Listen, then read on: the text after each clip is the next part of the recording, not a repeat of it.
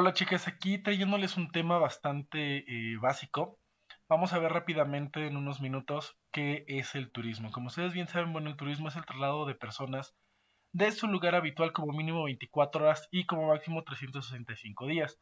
Es el concepto que la mayoría de los autores, de hecho hasta la misma Organización Mundial del Turismo, maneja como concepto de turismo.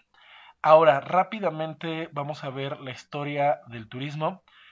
Como ustedes bien saben, bueno, el turismo surge a partir del siglo XIX, después de la Revolución Industrial, cuando obviamente las grandes empresas, los grandes empresarios, toda la gente que tenía o manejaba el capital, tiene la necesidad de viajar, ¿no? Tiene este tiempo libre, tiene este ocio, tiene estas ganas de recrearse a través de ciertas actividades que, bueno, solamente el turismo nos va a poder dar, ya que ellos, bueno, manejaban todo el capital en ese momento, son los únicos que pueden gozar de esta actividad. Sale principalmente, como bien sabemos, bueno, surge en Europa, surge en Francia, Inglaterra, son los países que dominaban prácticamente en turismo en esta época.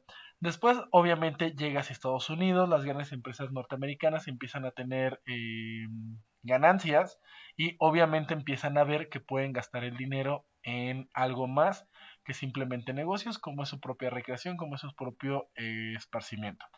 ¿Vale? De hecho, ya hemos hablado un poco de Thomas Cook, que es el pionero prácticamente de los servicios turísticos. Rápidamente, después pasamos al siglo XX, cuando después de la Segunda Guerra Mundial surge una organización que se llama la ONU, la Organización de las Naciones Unidas, y a su vez crea la UNESCO. La Organización de Naciones Unidas para la Educación, Ciencia y Cultura, por sus siglas en español, o United National Education Scientific Culture Organization, por sus siglas en inglés. Estas crean, junto con la ONU, estas dos, crean el Patrimonio de la Humanidad, que es una protección a nivel internacional que algunos atractivos de índole natural, cultural o mixto pueden otorgar para que sean transferidos a las generaciones futuras. Junto con la OMT o la World Tourism Organization, empiezan a tener una presencia mucho más turística a nivel mundial. De hecho, la Organización Mundial de Turismo depende de la ONU para regular las actividades turísticas a nivel mundial. Ellos crean algo que se llama la Carta del Turista. Rápidamente, ¿qué es la Carta del Turista? La Carta del Turista es una carta que nos indica cuáles son las actividades que el turista puede o no puede hacer dentro de un país que esté visitando. Básicamente nos marca ciertos lineamientos los cuales están permitidos o no por el turista. Uno de ellos es que ningún turista puede interferir en situaciones sociales, culturales o políticas dentro del país, y que el turista se debe de adaptar a las manifestaciones culturales dentro del territorio visitando y no al revés. ¿Sale? Esto para evitar un poco la transferencia cultural entre diferentes lugares.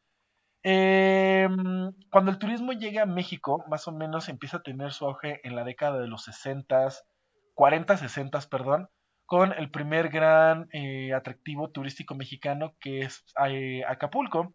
Después, bueno, empiezan a surgir otros como Puerto Vallarta, Manzanillo, Mazatlán, el puerto de Veracruz, Boca del Río, entre otros, ¿sale? Hasta aquí todavía no estamos hablando de clasificaciones turísticas, simplemente estamos hablando de una clasificación genérica, ¿sale? México ve el potencial que tiene en los atractivos turísticos o en el turismo en sí y empieza a crear las dependencias mexicanas. Empieza a surgir la SECTUR, la Secretaría de Turismo. A su vez, en la década de los 60 crean la Fonatur, el Fondo Nacional de Turismo, para crear los llamados CITS, que, bueno, entre ellos está Cancún, Huatulco, Ixtapa, Los Cabos, Guaymas, Riviera Nayarit, entre otros. Y también crean la CONAM, la Comisión Nacional de Áreas Protegidas. ¿Sale? Esta nos ayuda a regular todas las zonas naturales que deben de ser salvaguardadas por el turismo, que junto con la UNESCO nombran los llamados o las llamadas reservas de la biosfera. ¿Sale? Aquí ya posteriormente después empieza a surgir ya a nivel mundial cierto, cierta clasificación del turismo. Empiezan a surgir principalmente dos corrientes turísticas esenciales.